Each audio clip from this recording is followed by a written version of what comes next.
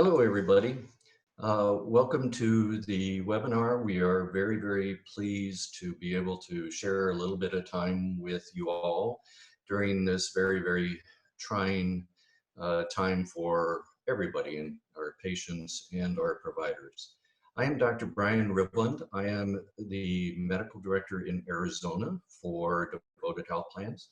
And I'm practicing, or I practiced as an internist for 25 years and have been blessed to be part of the Devoted Health organization here over the last several months.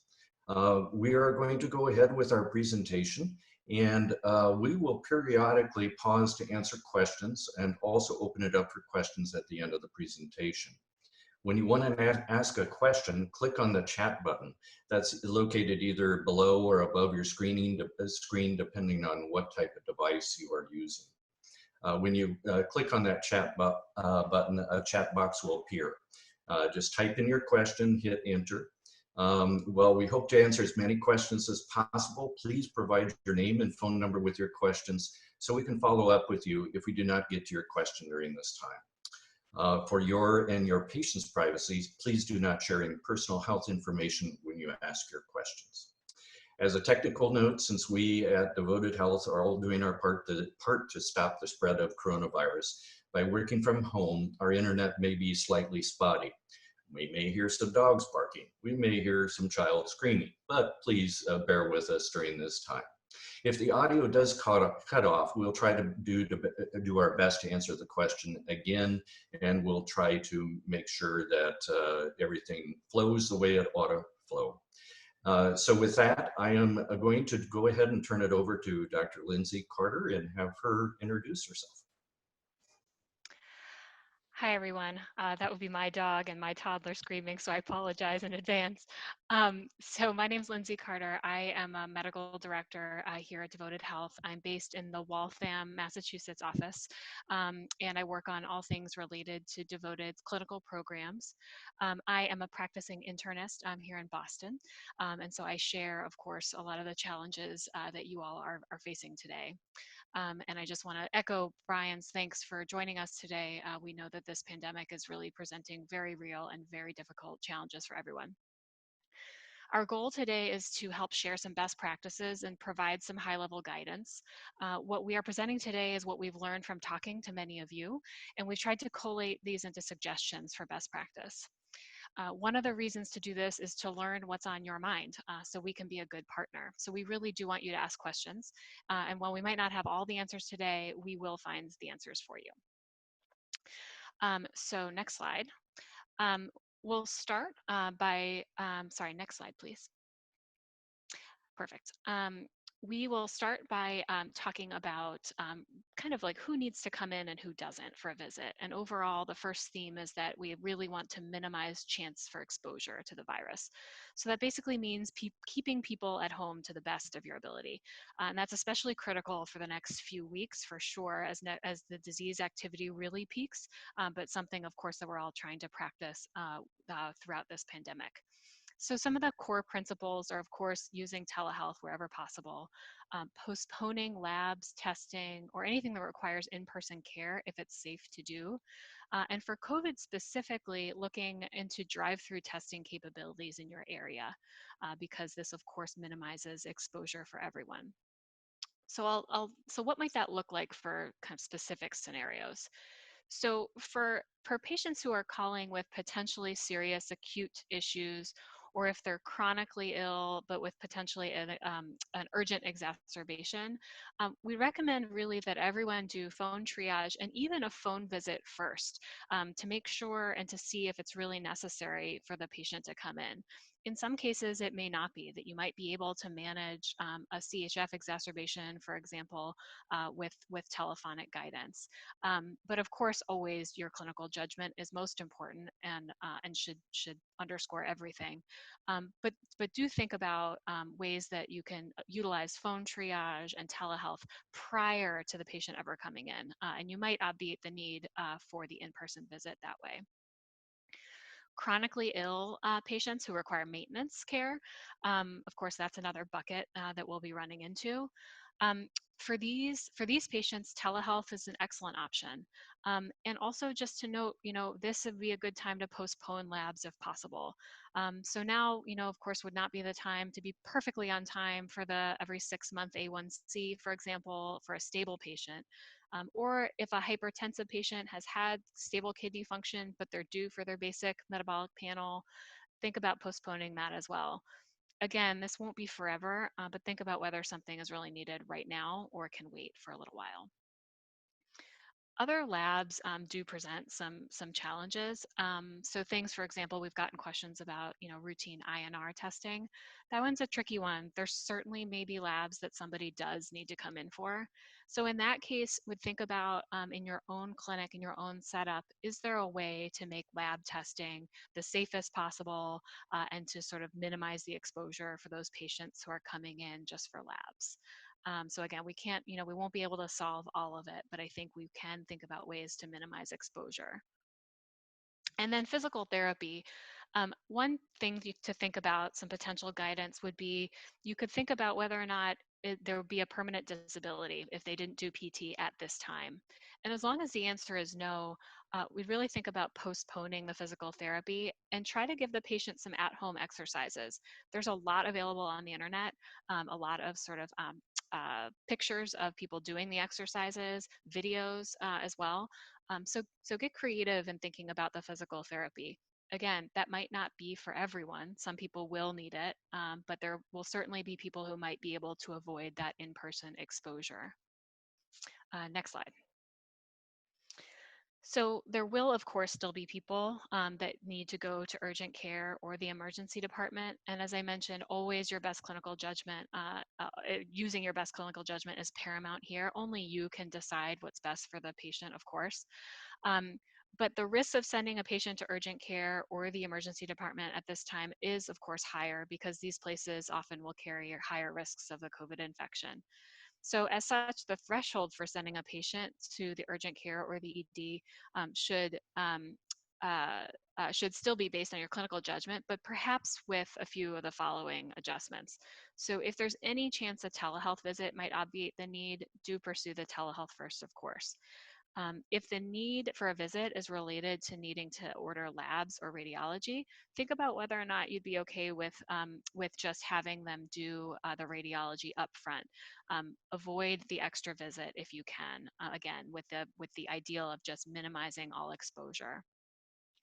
And then, of course, there will be truly urgent clinical needs. And so we just encourage everyone to have the patient call the location they're going to first to understand any entry protocols that they might have.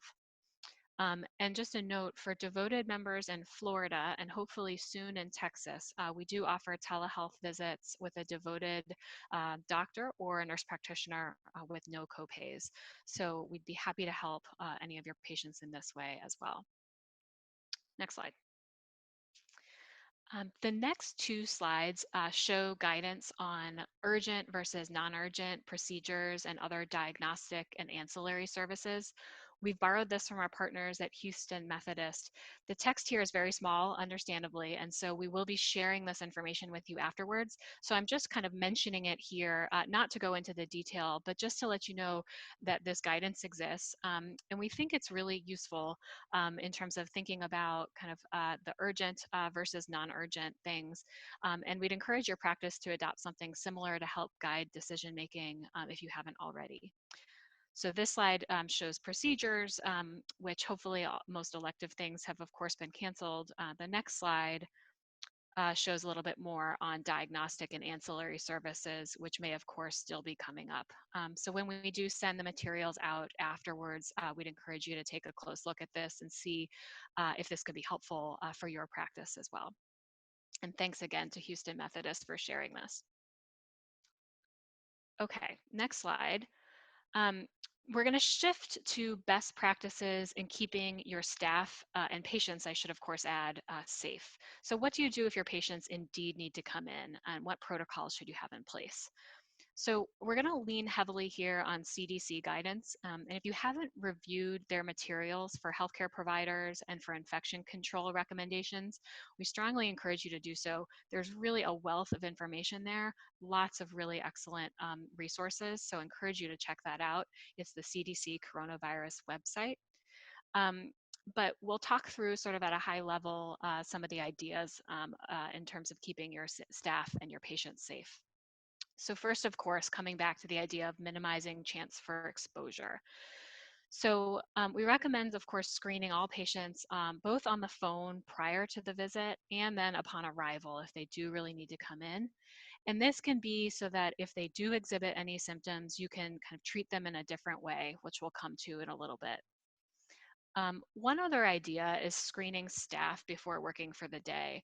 So for example, where I work, all staff actually have to attest to the fact that they have no symptoms before they're actually able to begin working for the day. So you could think about doing something like that for your staff as well. Next, of course, you want to adhere to standard as well as transmission-based precautions. So most systems are recommending masks for everyone who walks through the door, patients and staff alike. Of course, there's COVID-specific isolation and protective equipment, which we'll talk through in a minute in more detail. Strict hand washing policies and procedures, of course, are paramount during this pandemic. And then also think about, if you can, having specific dedicated medical equipment, especially for the respiratory patients who are coming in, again, to help minimize the exposure for others as well. And then think about if you're able to separate patients with respiratory or possible COVID symptoms. So this, of course, depends very much on what your location and your clinic and your system looks like. But if you're able to use separate locations, reception areas, or even clinics themselves dedicated to kind of respiratory patients, then that, of course, limits the exposure for patients who might need to come in for non-COVID related visits as well. So again, if you're able to dedicate a separate clinic or at least a separate part of the clinic, then that really is a good way to help isolate people and keep people safe. Next slide. So I'll walk through what one system has set in place as their protocol. And again, this is still a little bit at a high level, but I hope it's helpful just to sort of think through some of the protocols and things you should be thinking about. So of course, we want to first identify the patients. So again, screening patients telephonically prior to the visit, as well as when they show up at the visit, is super important, of course. If they screen positive, obviously you'd like to defer in-person visits if possible and manage remotely, again, if clinically appropriate, and you need to use your judgment there. All patients who come in should wear a surgical mask on arrival and keep on throughout the duration in the clinic. And then patients with suspected or confirmed COVID should be evaluated in a dedicated evaluation areas. So we were talking about that on the previous slide, but again, this is just an example from one system kind of walking through each element of their protocol. The next thing to think about and is part of this system's safety protocol is protecting the front desk personnel. So any of the three bullets listed there would provide adequate protection. And so you could think about one of the following. You can erect a transparent barrier between patients and front office staff if possible. Also physical barriers to keep patients 6 feet away from the desk if that transparent barrier is not an option. So putting a table there is a great way just to actually keep them 6 feet away. And then, of course, having workflows to ensure that patients spend no more than 2 minutes face-to-face with the front office staff would be really important, especially for those patients who are having any symptoms, of course. Next slide, please. Actually, I'm sorry, could you go back one slide for 1 second? Thank you. Um, then, of course, the immediate steps you want to take for patients with respiratory illness. I'm suggesting really everyone get masks upon arrival, but that's especially important, of course, for anyone with any respiratory illness. And of course, you want to make sure that the masks stay on during the entire visit. Also think about limiting the number of clinic staff that come in contact with the patient. So again, if you have a dedicated area for respiratory illness patients, then as well think about the number of clinic staff that truly need to come in contact with that patient, and you can kind of create your staffing model accordingly. And then, of course, you want to immediately room these patients and keep the door closed. And if that's not possible to room them immediately, you definitely want to just, of course, make sure that you're seating patients at least 6 feet apart with physical barriers between patients if possible. Next slide, please.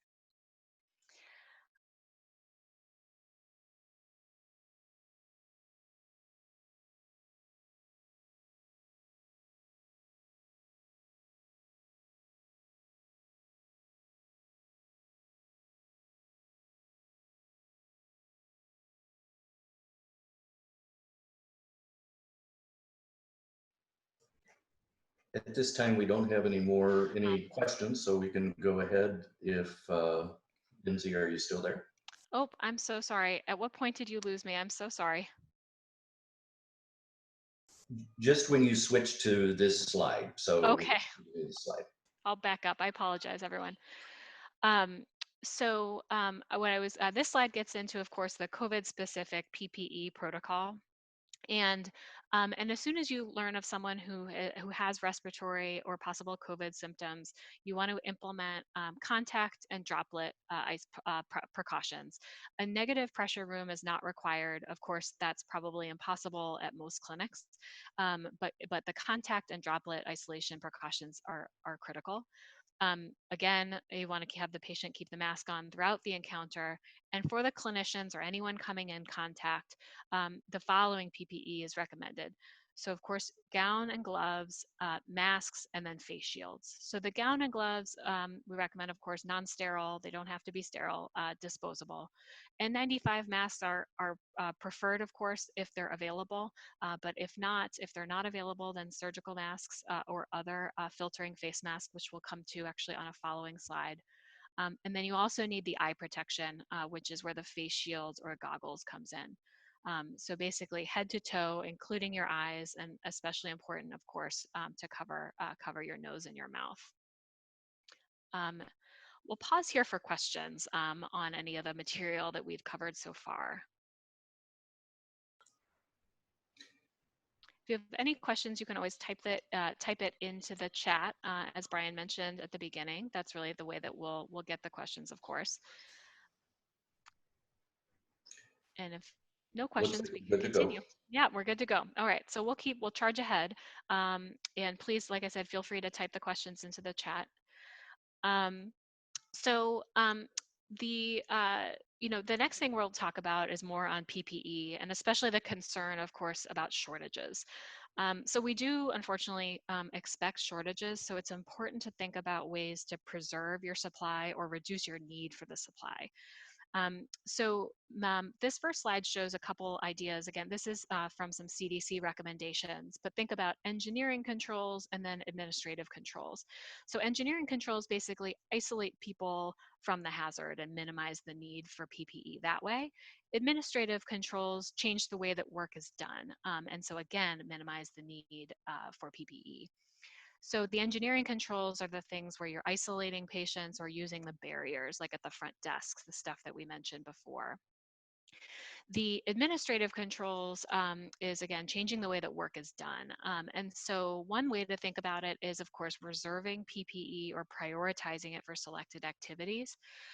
So it may sound obvious, but reserving it for actual clinical contact might be critical to preserve your supply, and then reserving it for the healthcare personnel who are coming in contact as well. Also, just of course, reducing the number of patients who are seen in clinic will reduce the need of PPE, and so that's where the telehealth comes in and is so important. Next slide, please. So then, despite all that, we might, of course, still have shortages. And so there's some other things to think about: stretching what you have and then thinking about alternatives. So stretching what you have. You should think about ways to basically allow the extended use of some of your existing supply. And so some reusing kind of can be considered beyond single patient contact in some circumstances. So with a face mask or N95 respirator, if it's not damaged or soiled, you can reuse. Not all masks can be reused. So for example, masks that have to fasten via a tie, once you've sort of taken that off, you really can't reuse that. And then of course, important just to be sure to leave the patient care area if you are removing the face mask and using it another time. The CDC actually has a lot of detail on this, and I encourage people to check out their website specifically on this if it's something that you'd like more detail on. There are also some ways that you can reuse the eye protection, and so think about wiping, cleaning the inside of eye protection using gloves, and wiping the outside using a disinfectant was obviously another way that you can kind of reuse the eye protection as well. Um, if alternatives are another thing we have to think about, and so N95 is kind of that. Those N95 masks are part of a greater family of disposable filtering face piece respirators. Say that 5 times fast. And so they're part of the family. And so N95 is what's traditionally used, but there actually are further respirators that are approved by the National Institute for Occupational Safety and Health. And CDC is recommending at this time that you could use any of those respirators. So if you have the ability to use those, then we recommend going ahead. And then obviously as a last resort, if nothing is available, using things like scarf and personal bandanas would be a last resort. Again, we hope to not ever get to this place, but it is something to think about. And the CDC again has a lot more detail on all of this. The CDC website also actually has an interesting burn rate calculator, so you can understand how fast you are going through your PPE and what your needs are, depending and based on kind of how quickly you'll burn through your supplies based on what your current supplies are. So you can check that out if that's something you're interested in as well. I'll pause here for some questions as well. We did have a question about whether these slides would be available after the presentation. Indeed, we will be sending out to everybody a copy of the slide deck as well as just a summary letter. So just want to make sure everybody knew about that. Great, thank you. Next slide. So the next slide, our next topic is around testing guidelines. And testing guidelines are changing fast as all of you are living. The currently available, the current availability, excuse me, of tests and guidelines in Florida and in Texas, which is our 2 markets, suggests that anyone who is symptomatic with a fever and a cough or shortness of breath would be appropriate to test. Again, local guidance and supply may vary. So of course, encourage you to look into your local guidelines. But generally speaking, those are the guidelines, really anyone with a fever and symptoms. Some testing sites have triage protocols and require appointments, but might actually not require orders from physicians. So it's a good idea just to call around to find some testing sites near you and find out what the best places are, what their protocols are, so you can of course let your patients know. And then drive-through, of course, is becoming increasingly available and of course is generally safer than any facility-based testing.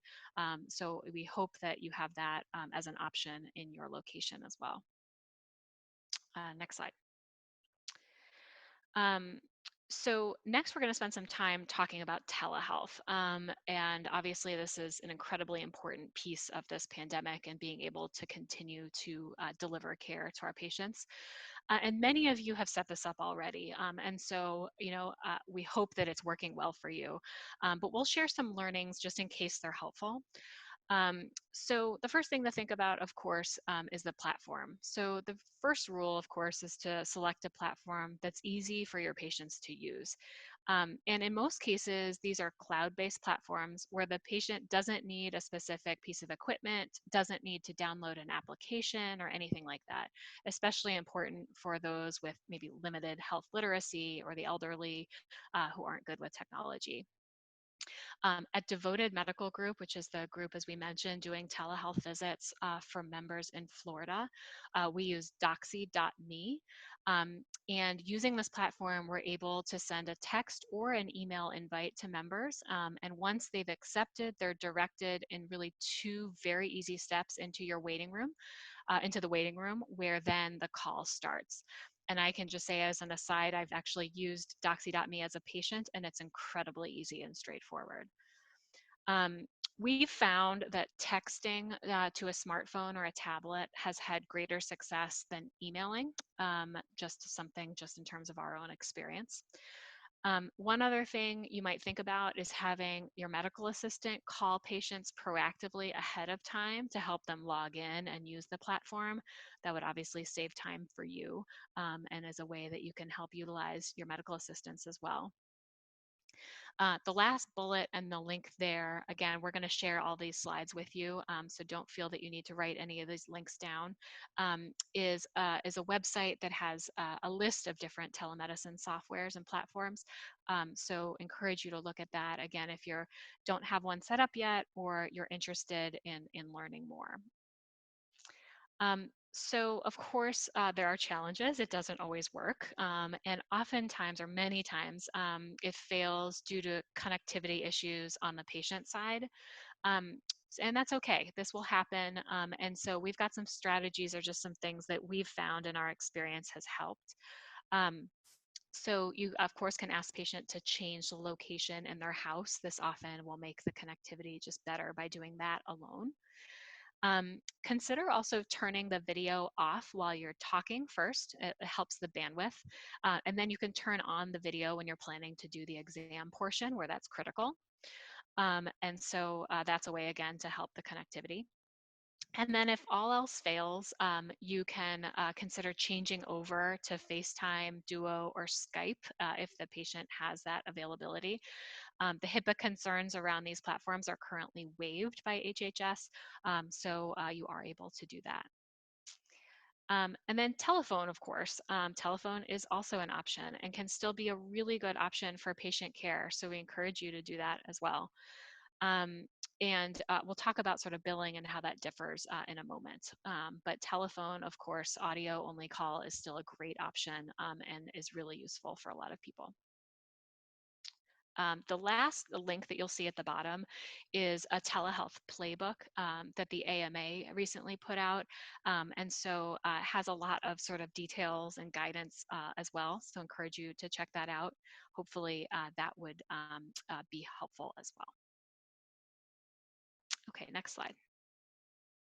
So this is very small, again, not intended to go through this in detail, but we wanted to be able to send this out so that you can reference it. But this table kind of summarizes some of the billing for telehealth visits during this pandemic. And the number one kind of rule to take home is that telehealth that utilizes audio and video, so that's the first row that you'll see, is basically billed just like a regular face-to-face visit during this public health emergency. So the codes, your 99201 to 99215, would be the same codes that you would use, just with a modifier 95. And these can be used for new or established patients. So CMS waived some restrictions around using the telehealth for new patients, which was great. So you're able to do it again for new and established patients. And the billing, again, is just like it would be for your face-to-face visit. Telephone services, which is the second row, is a little bit different. The codes, the billable codes are different. They're not the same as if you were face-to-face, but they are still reimbursable. As of now, they are available, recommended for established patients only, not for the new patients. Again, it's a modifier 95 that's used for that as well. And this is a bit of a moving target as CMS comes out with new guidance. But this summary table is sort of our summary and our understanding of the regulations to date. But dramatically kind of reduces any of the administrative hurdles and burdens to doing telehealth, and also allows for billing. Next slide. We wanted to spend a second specifically on talking about COVID monitoring using telehealth. And we're finding, of course, throughout this experience that patients are really crashing fast. So frequent monitoring with just simple devices works well. Um, and so, one way that we've been thinking about it is patients who have a positive COVID test, or patients who are presumed COVID. So they have a fever and other symptoms, but but they don't have the test done. So what we've been doing through DMG is sending these patients a pulse oximeter as well as a thermometer. And then those patients get called every day for 7 days, and then every other day for an additional 7 days. We might extend beyond that based, of course, on how the patient is doing. But we found actually several instances where, we called the patient the day before, and then when we called back the next day, they've really turned the corner and started to go south. And so this monitoring really, we hope, is proactively getting people the care that they need and getting them to a higher level of care faster when they need it. So we encourage you to think about setting up a COVID monitoring program as well. Again, using simple, you can use full telehealth, simple telephone visits, anything would do, but we really believe will help get patients to the right care faster. I'll pause here for questions on telehealth. We do have a question, Lindsay. Is physical and occupational therapy services approved for telemedicine services in devoted health? Yeah, that's a great question. I believe all telemedicine services are covered, and we can circle back just to confirm that specifically. But if physical and occupational services are doing telehealth, then those. And I did reach out to some of our folks internally just to confirm that as well. So hopefully we'll get that answer before the end of the session. So the 99441, 9944 through 99443 are billed using a modifier 95. Yes, so I'm just going to bring this up. If we could go back one slide, that would be great. Yes, so these for the telephone services, which are the 99441 to 99443, those are the telephone E&M for the established patient, and those are billed with the modifier 95 as well. And are preventative visits covered via telehealth, including new patient visits? Great question. So right now, it really is the problem-based E&M codes that are covered. So the preventative visits are not covered via telehealth. It is just the problem-based visits, the 99201, 99215, et cetera. Okay, I think we're good to go. Great. Okay, next slide. We are going to talk a little bit more about preparing for drug shortages, as this is another topic on top of a lot of people's minds. So drug shortages are reported by both the FDA and the American Society of Health System Pharmacists websites. So be sure to check out both of those sites for an up-to-date list. And then both websites provide drug shortage information, both for inpatient and outpatient drugs. They also include the reason for the shortage, the expected resolution date of the shortage, and the health system impact. So a lot of useful information. We also recommend checking both sites as they often have different information based on which manufacturers are reporting and to whom. So check out both the FDA and the ASHP websites. Drug shortages are, of course, projected, and they have been increased. The drug shortages, excuse me, that are temporal to COVID have been due actually to increased demand rather than raw material shortages. So that's good news because manufacturers are still able to make the drugs. It's just that the demand has gone up as people are filling early or getting longer supplies. Typically, what we're seeing is that the shortages that are reported are due to regional and local pharmacy logistic issues and have short-term implications and impacts that will create temporary short-term supply issues. So again, sort of reason for to be optimistic that we won't see sort of long-term issues. We do think standing shortages prior to COVID will likely be exacerbated. So the ARB shortage, for example, that will continue and will be exacerbated. We think due to logistic and supply chain issues there. And then, of course, we're seeing increased demand for hydroxychloroquine, chloroquine, and albuterol inhalers. That has caused shortages for those medicines, and those are all on allocation as well. So they're being distributed in a manner that limits distribution until the shortage is resolved. Next slide. So what can you do to sort of prepare and think about other prescribing considerations? So we provided a list of common medications, maintenance medications sent in an email on April 8th that also lists some potential alternatives that you can use. So we encourage you to look over that so that you have a list of alternatives on hand that we cover.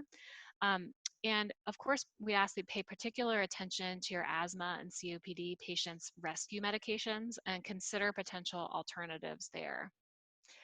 Some other things to think about just in terms of prescribing considerations would be providing short courses of other rescue meds so that patients have them ahead of time in case of potential further shortages. So that might be steroid bursts, diuretic bursts, or nitroglycerin as a few examples. And then also just think about alternative delivery mechanisms. So we actually think that some of the mail order mechanisms actually are less prone to the shortages because they have larger stockpiles.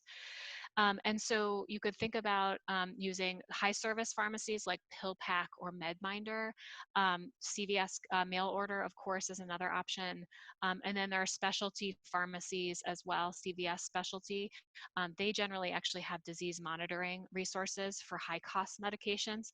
So all kind of alternative delivery mechanisms for you to consider to help maintain supply help maintain supply for your patients.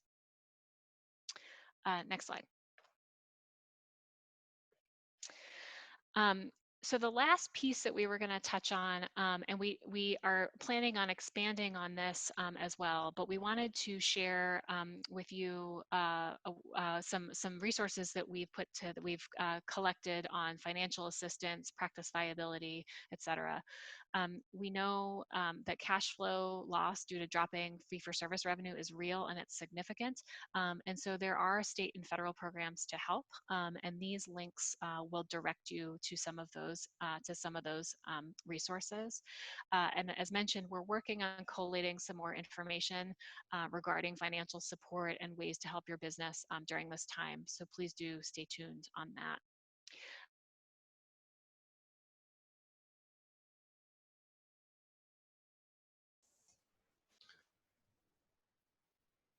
Lindsay, I wonder if we lost you again.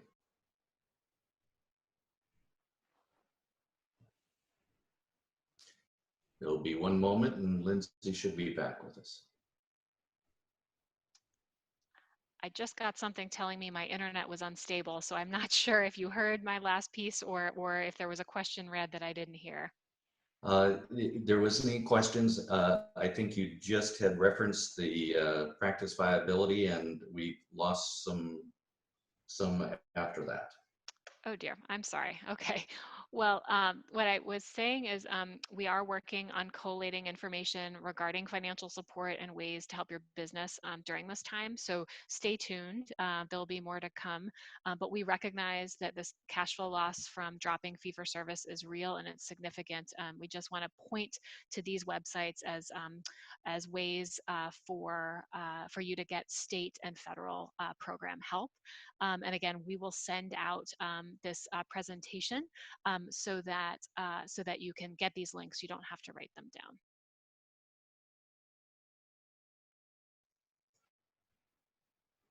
Very good.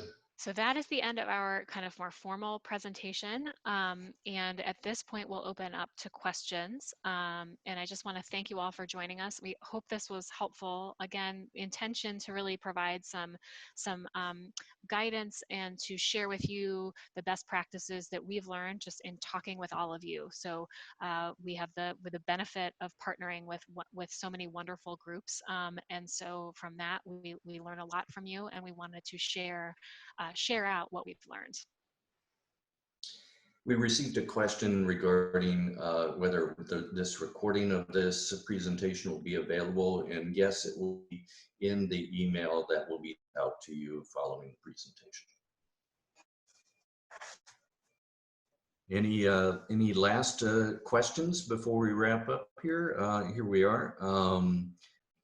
Do you have a website that provides an updated list of all facilities that perform coronavirus testing? That's a great question. We unfortunately do not have that. We'd found that we had been looking at that to develop ourselves as well as good local resources, and we have found it to be very difficult to keep up to date lists. That is something that it sounds like it is. It sounds like it is very important to everyone, and so we'll bring this back again and reevaluate. Now that testing is more widely available, I think this might be something that we could develop. But up till now, with testing being more limited, we have not been able to do that.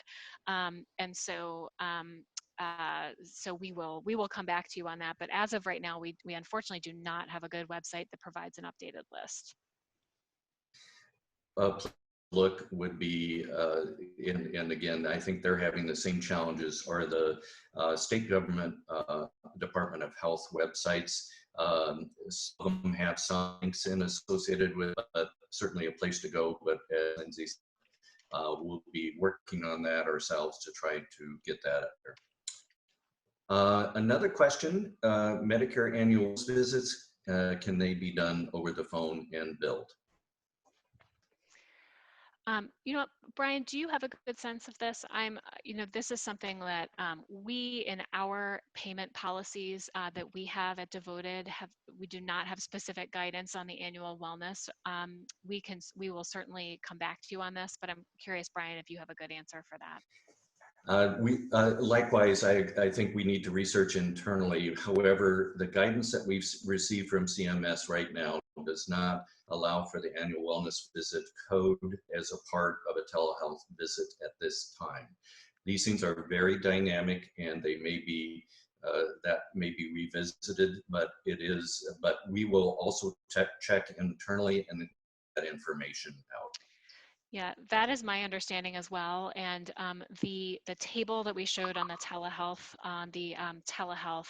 slide had listed out the codes. They really are the kind of problem-based E&M codes, not the preventive health or annual wellness codes. So we will just double check that annual wellness question to be absolutely sure. But the codes that we shared and will be distributed to you via email when you get this presentation do not include the annual wellness codes. Another question here, if he needs to be referred to home health, is the face-to-face requirement within 30 days still in? Great. No. So the good news is the face-to-face requirements have been waived, so that the face-to-face is no longer the requirement for home health.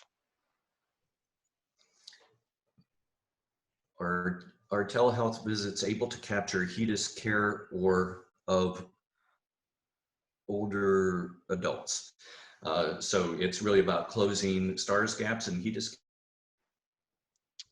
Yes.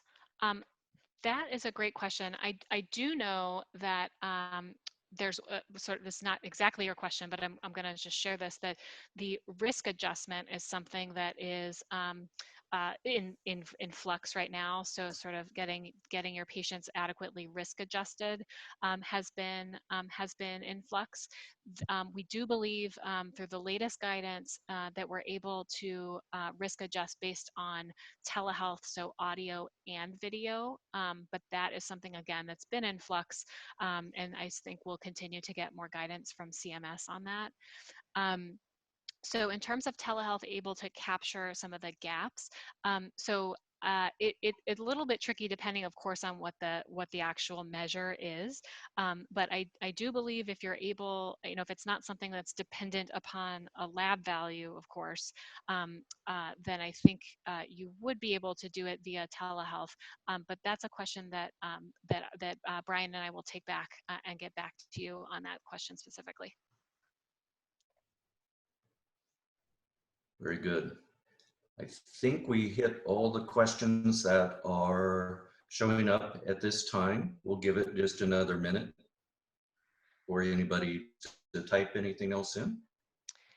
And the follow-up items for us to be absolutely sure on will be the annual wellness, which I'm 99% sure is a no based on the codes that we've been given, but we will close the loop on that, as well as the sort of HEDIS measures and whether or not telehealth can help capture those measures. And we'll also confirm the PT/OT telehealth.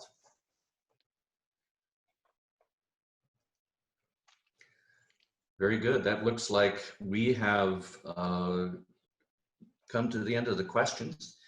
Again, certainly on all of our behalf.